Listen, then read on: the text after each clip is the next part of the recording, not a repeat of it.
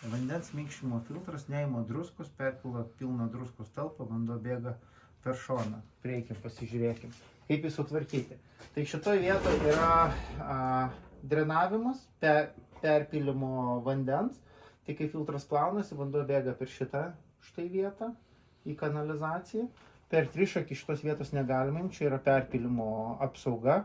Šitą galima jungti atskirai vamzdžiu į kanalizaciją.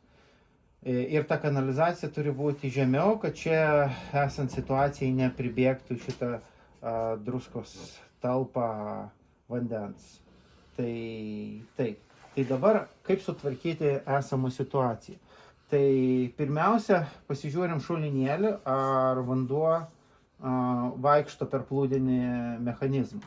Tai atsisukam šitą vietą, šitą žarnelę. Per ją galima papūsti, pasižiūrėti fiziškai, ar vanduo pati situacija ar įsitraukia ir pasipučia vanduo. Tai per čia turi tiesiog oras ir vaikščioti laisvai. Tai jeigu yra kažkur problema, tai gali būti suakmenėjusi druska. Tada yra valoma druskos talpa, išimamas plūdinis mechanizmas ir tvarkomas. Čia yra plūdinis mechanizmas, kuris gali būti papildomai aptarnaujamas esamai situacijai. Tai mes bandysim jį atidaryti.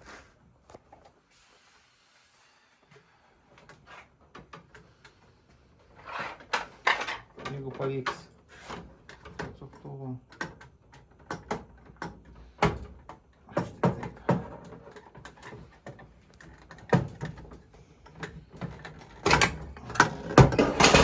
Taip galima pafilmuoti.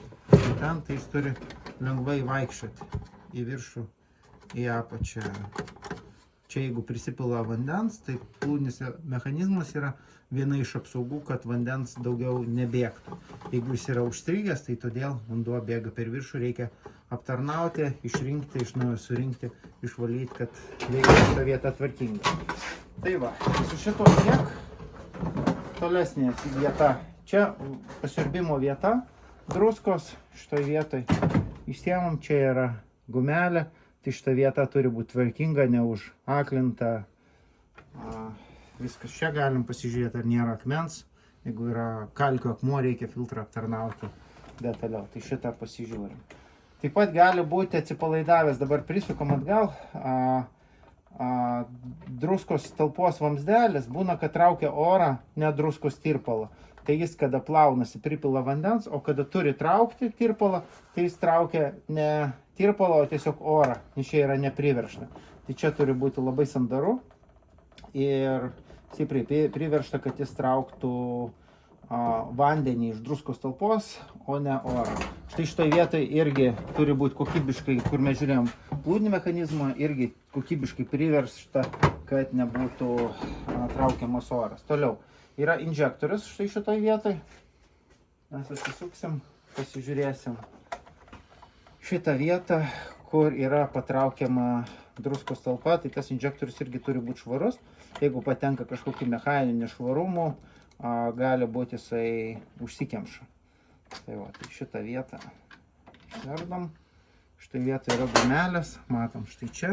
Čia turi būti švaru. Kitoje pusėje irgi pasižiūrim. Čia yra irgi dvi likusios gumelės, viskas yra švaru, gražu. Taip, toliau čia yra dangtelis. Šitas dangtelis irgi nusiema. Čia injektorius yra, štai šitas irgi turi būti skaidrus, gražus. Viskas, patikrinimas baigtas. Toliau dar susirinksim ir trumpai papasakosiu dar vieną dalyką.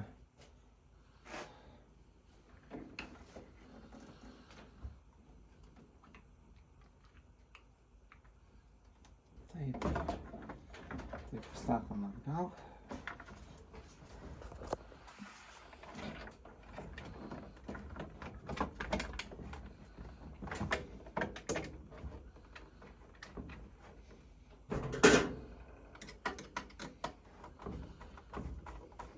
Stipriai užveržiam.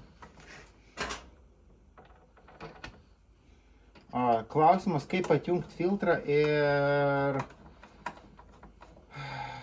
išsitraukti. esant filtrui pajungtam ir nepatogioj vietoj. Štai pirmiausia, reikia, kada įjungtas filtras į maitinimą, užsukti vandenį, kad į filtrą nepatektų vanduo, užsukomas vanduo. Sistemoje yra slėgis, aukštas spaudimas, tarkim 5 atmosferos. Tai jeigu čia iš karto atsuksim, veršis stipriai vanduo, nes yra aukštas slėgis. Tai atsirakinam klaviatūrą, ją pačiai viršų, palaikom 5 sekundės, supypsi. Tada antrą mygtuką iš kairės spaudžiam, laikom, 5 sekundės filtras pradeda plautis. Atleidžiam, jisai ūžia, plaunasi, laukiam 5 minutės, kad jisai plautųsi ir nusiimtų slėgis. Po 5 minučių spaudžiam tą patį mygtuką 1, 2, 3, 4 kartus, kol jis baigs ūžti ir rodys laikrodį. Vadinasi, jis baigia regeneraciją ir yra darbiniam režime ir jau slėgio nėra, nes jis nutekėjęs į kanalizaciją. Tai tuo metu jau galim tada ardyti vožtuvą ir atsijunginėti. Tai čia yra greitos jungtys, jas galim tiesiog išsitraukti šitoj situacijoje ir čia. Ir tą filtrą tiesiog galim, jos būna prisuktos, šitos jungtis, čia yra skaitiklis, nusiemam, jis būna prisuktas, bet šitas reikia kažkaip nuimti.